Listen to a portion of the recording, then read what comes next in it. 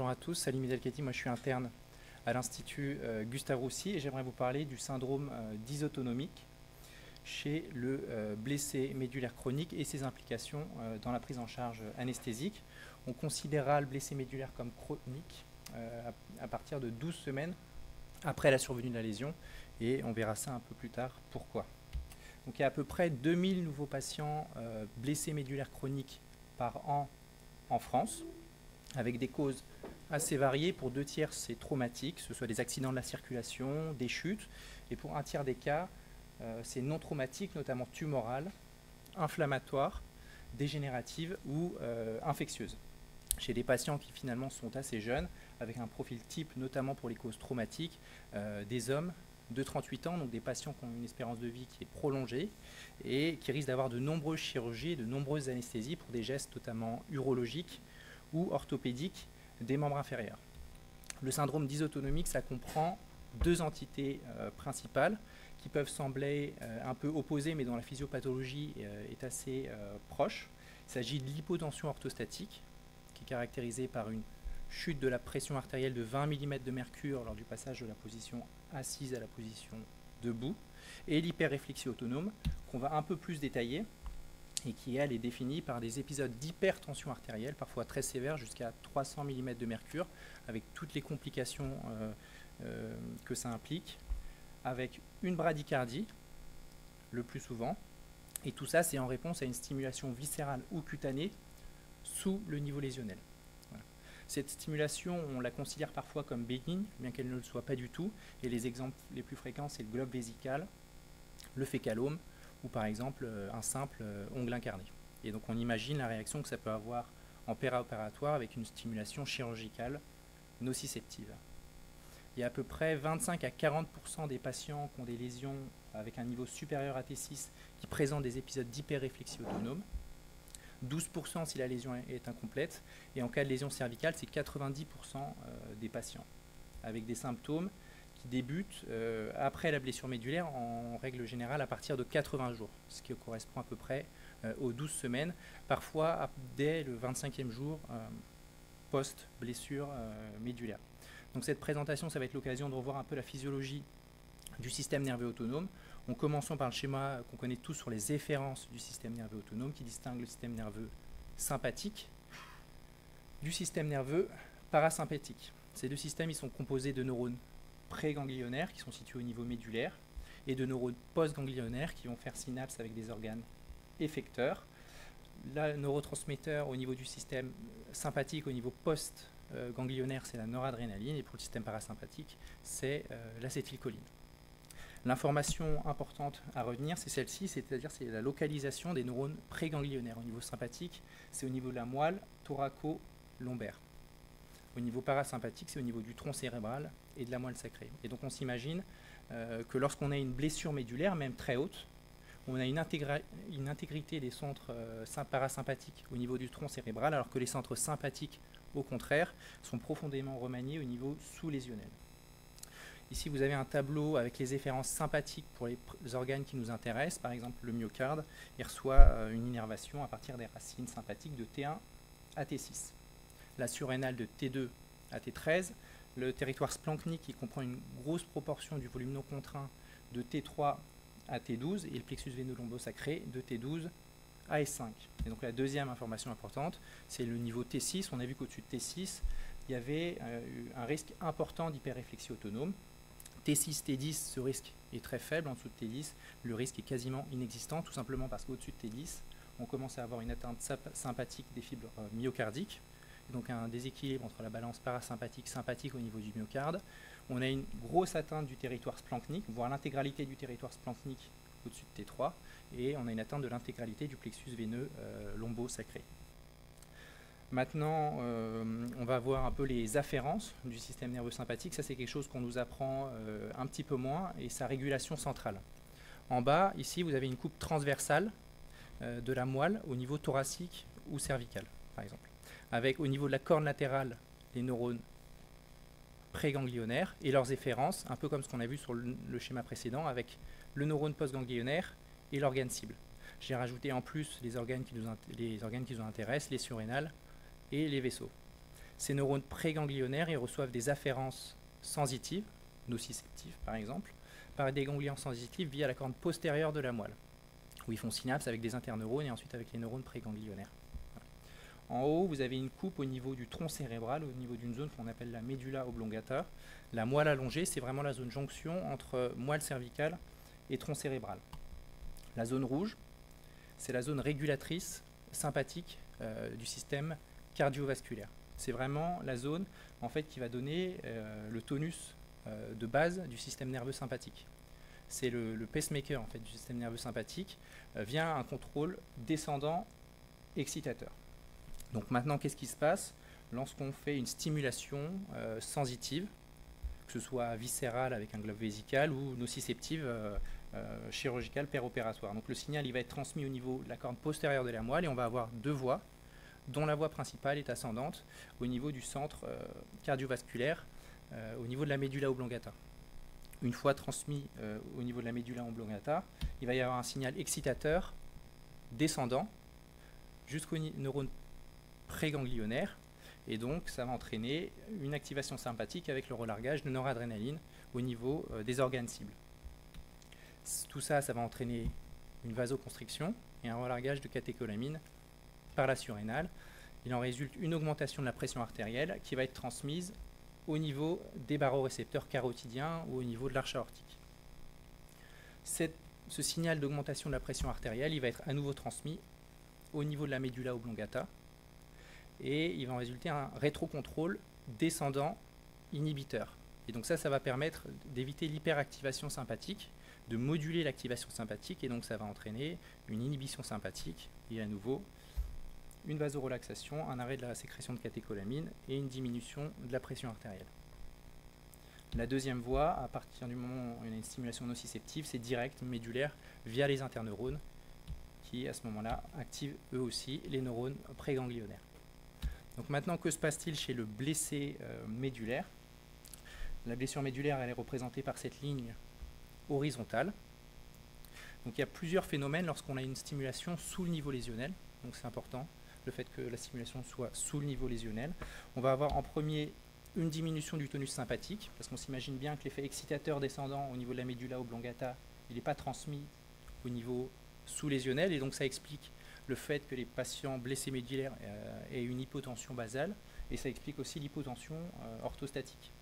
Lorsqu'on les passe en position debout, il y a une diminution qui normalement est très transitoire du retour veineux, une baisse de pression artérielle, et le signal est tout de suite transmis au niveau de la médulla oblongata, qui à nouveau envoie un signal excitateur qui, chez le blessé médulaire, est interrompu. On a ensuite une hyperréactivité sympathique, et ça c'est lié à un profond remaniement médulaire au niveau sous-lésionnel, et ce remaniement médulaire, il met à peu près 12 semaines pour survenir. Et ces remaniements, c'est notamment une augmentation des ramifications des neurones sensitifs au niveau de la corne postérieure de la moelle. Il y a beaucoup plus de dendrites, ça fait synapse avec des neurones au niveau des niveaux médulaires supérieurs et aussi inférieurs, et donc en fait le signal va être en quelque sorte décuplé. On a une hyperexcitabilité aussi des interneurones, le signal va être transmis aussi de manière plus rapide, une hypertrophie au niveau de la corne latérale de la moelle, et enfin on a une hyperréactivité des organes aux catécholamines, et notamment des vaisseaux. C'est-à-dire que pour une même augmentation de catécholamine circulante, on va avoir une vasoconstriction qui va être décuplée. En fait, le mécanisme, c'est soit une augmentation, une uprégulation, un peu comme ce qu'on a par exemple au niveau moteur, au niveau de la plaque motrice, pour les récepteurs à l'acétylcholine, soit un défaut de recaptage de la noradrénaline. Pour cette hyperréactivité sympathique, on peut faire, si on veut, le parallèle avec l'atteinte motrice. Au début, le patient est flasque, atone, et ensuite il va y avoir également un remaniement médulaire, mais cette fois-ci pas avec les neurones préganglionnaires, mais avec les neurones de la corne antérieure, moteurs de la corne antérieure, qui vont être hyperactivés, et le patient va devenir spastique. Et plus il va avoir de stimulation nociceptive sensitive via la corne postérieure de la moelle, plus le patient va être spastique. Et enfin, l'information aussi importante à retenir, c'est donc on comprend bien que ce n'est pas parce que le patient a une anesthésie complète au niveau sous-lésionnel qu'il ne va pas avoir d'hyperréactivité, de crise d'hyperréflexie autonome. La sensation douloureuse, ça nécessite une intégration centrale, notamment corticale, que le patient n'aura pas, donc il ne sentira rien. En revanche, les phénomènes d'hyperréflexie autonome, c'est des phénomènes médulaires que le blessé médulaire présente, et donc il est à risque d'hyperréflexie autonome. Le troisième mécanisme, c'est l'absence de rétrocontrôle inhibiteur. Déjà que la réponse sympathique est exacerbée, on a en plus pas de rétrocontrôle inhibiteur lié aussi à l'absence à la lésion médulaire qui empêche ce signal descendant inhibiteur. Et enfin, dernier élément, c'est l'hyperréactivité parasympathique, cette fois-ci au niveau sus-lésionnel. On a bien vu qu'il y avait un déséquilibre de la balance sympathique parasympathique, qu'en plus la pression artérielle va être élevée de manière prolongée, donc on a une activation du pneumogastrique qui lui est toujours intègre, qui se situe au niveau du tronc cérébral, qui va aller jusqu'au nœud sinusal et qui va entraîner les bradycardies très sévères et voire des asystolies. Voilà. Donc maintenant, quel est le retentissement systémique de ces événements, de ces hyperréflexies autonomes? Pour ça, on peut s'aider par exemple des courbes pression-volume du ventricule gauche. Vous avez en abscisse le volume. En ordonnée, c'est la pression. Pour faire une courbe pression-volume, on a besoin de 3 courbes. La courbe verte de compliance, c'est un reflet de la fonction diastolique du ventricule gauche, les pressions télédiastoliques. La courbe bleue, c'est l'élastance maximale, c'est un reflet de la contractilité du myocarde. Plus cette pente est élevée, plus la contractilité est importante.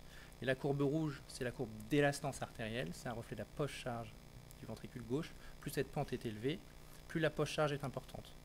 Et en dessous, vous avez l'air sous la courbe, qui a le travail ventriculaire externe, qui est un reflet de la consommation myocardique en oxygène. Avec la pression télédiastolique et la phase de contraction isovolumique, l'éjection avec la pression télésystolique, qui est un reflet de la pression artérielle moyenne, et la diastole.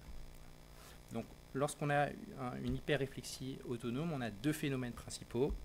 On a la vasoconstriction veineuse avec l'augmentation du volume contraint. On va avoir une augmentation de la précharge du ventricule gauche. C'est un peu comme, on va dire, c'est un peu la loi de Starling. On va déplacer la courbe pression-volume le long de la courbe bleue vers le haut et vers la droite. Et on a une vasoconstriction artérielle, une augmentation importante de la post-charge du ventricule gauche. Et donc ça, on a vu que c'était une augmentation de la pente de l'élastance artérielle. Et donc on se retrouve avec une courbe pression-volume qui est décalée vers la droite et vers le haut, avec une augmentation des pressions télédiastoliques, une augmentation majeure, ça on s'en doute, de la pression télésystolique et donc de la PAM, une très grosse augmentation du travail ventriculaire externe. Et donc à partir de ça, on peut déduire en fait les conséquences de ces épisodes, avec pour l'hypertension artérielle les épisodes d'HTA maligne et le retentissement notamment neurologique, l'œdème cérébral, l'HTIC ou les événements hémorragiques, l'hyperréactivité parasympathique avec la bradycardie et la systolie. Pour le travail ventriculaire externe, c'est l'ischémie myocardique avec toutes les complications que ça peut impliquer. Pour la pression télédiastolique qui est très augmentée, c'est le risque d'OAP. Et enfin, le plus souvent, on a aussi une diminution du volume d'éjection systolique. Il y a la différence entre le volume télédiastolique et le volume télésystolique. Et donc on a un risque d'hypoperfusion périphérique. Tout ça, ça peut aboutir à des situations d'hypoxie tissulaire et au décès. Donc comment on va prendre ces patients en périopératoire? Donc il y a peu d'études, il y a très peu d'études, notamment il n'y a pas d'études randomisées pour évaluer ces patients. En préopératoire déjà, ce qu'il va falloir faire, c'est en consultation, c'est évaluer le risque de syndrome dysautonomique. On a vu que le point le plus important, c'était le niveau lésionnel supérieur à T6, T6, T10, c'est très faible. En dessous de T10, c'est quasiment inexistant. Est-ce que la lésion est complète ou pas? Est-ce qu'il y a une sensibilité, une motricité résiduelle? L'ancienneté de la lésion, on a vu 25-80 jours. Le diagnostic positif, c'est des patients qui ont déjà parfois déjà le diagnostic qui est posé, voire assez souvent. Ils ont eu un monitorage de la pression artérielle, un Dynamap sur 24 heures, et c'est des patients qui des fois font 30-40 épisodes d'hyperréflexie autonome par jour. Dès qu'ils se lèvent, dès qu'ils sautent aux sondes, dès qu'ils se tapent le petit orteil. Si on n'a pas ce diagnostic positif, on peut rechercher les symptômes évocateurs, céphalée, sueur au-dessus du niveau lésionnel, anxiété, palpitation, en sachant un point important, c'est que 30% des patients sont asymptomatiques. Et ce n'est pas parce qu'un patient n'a pas fait d'épisode d'hyperréflexie autonome au cours d'un précédent bloc qu'il n'en fera pas au prochain. Les traitements anti-hypertenseurs, je ne me suis pas étendu là-dessus, il n'y a pas de traitement miracle. Ça peut diminuer le risque d'hyperréflexie autonome, mais ça augmente aussi en contrepartie le risque d'hypotension et d'hypotension orthostatique. Il Enfin, le deuxième élément, c'est évaluer le risque cardiovasculaire global, comme on le fait avec tous les patients, mais là, c'est vraiment des patients à risque à cause de leurs épisodes hypertensifs itératifs, et chez qui aussi on peut avoir du mal à évaluer la tolérance à l'effort. En péropératoire, il faut vraiment insister sur l'éviction des facteurs déclenchants. Là, peut-être encore plus que d'habitude, l'anesthésiste sensibilisé et le chirurgien expérimenté, parce que c'est pas pareil de rester 30 minutes à 200 de systolique et 1 heure à 200 de systolique, on imagine les conséquences que ça peut avoir. La vidange vésicale et rectale, c'est vraiment un des facteurs déclenchants extra-chirurgicales les plus fréquents. Donc si le patient s'autosonde, on le laisse s'autosonder jusqu'au bloc. Si on pose une sonde vésicale, il ne faut absolument pas qu'elle soit coudée. Pareil pour les lavements rectaux, des fois ils ont des lavements pluriquotidiens, il faut absolument poursuivre. Et c'est peut-être une des seules fois où le lavement est plus important que le bêta-bloquant. Les points d'appui également, ils sont spastiques, ils sont dénutris, ils sont à risque d'escarre. Ça peut être un facteur déclenchant très pénible. Concernant le type d'anesthésie, maintenant, alors je vous avais dit qu'il n'y avait pas d'études comparatives. En théorie, c'est l'anesthésie loco-régionale et l'anesthésie médulaire qui est la plus efficace. Parce que ça bloque directement et de manière complète les réflexes directement au niveau médulaire. Ça a peu d'effet hémodynamique, il y a des études qui ont évalué ça. Finalement, le tonus sympathique des patients étant déjà diminué, le sur-risque qu'on a en faisant l'arachie au niveau hémodynamique est assez faible. En revanche, les grosses difficultés, elles vont être techniques. C'est des patients qui ont des rachis remaniés, qui ont du matériel d'ostéosynthèse, qui peuvent avoir des troubles de la diffusion au niveau de l'espace péridural, et d'autant plus que l'évaluation de l'efficacité est difficile, notamment lorsque le niveau est haut et que la lésion est complète. Donc ce qui est recommandé, c'est d'évaluer la spasticité, à partir de quel niveau le patient n'est plus spastique. Et si on fait une péridurale, ben on évite la dose test adrénalinée si elle est encore pratiquée, et ça c'est lié à l'hyperréactivité aux catécholamines. Pour l'anesthésie générale, le blocage il est direct. On connaît tous un peu les effets des opiacés, de la kétamine, mais il est incomplet. Pour les molécules hypnotiques, il n'y a aucune molécule qui est privilégiée. Il y avait plusieurs travaux sur les halogénés, notamment, qui avaient un effet au niveau médulaire. On sait qu'ils dépriment l'activité au niveau de la corne antérieure de la moelle, qu'ils ont un effet myorelaxant.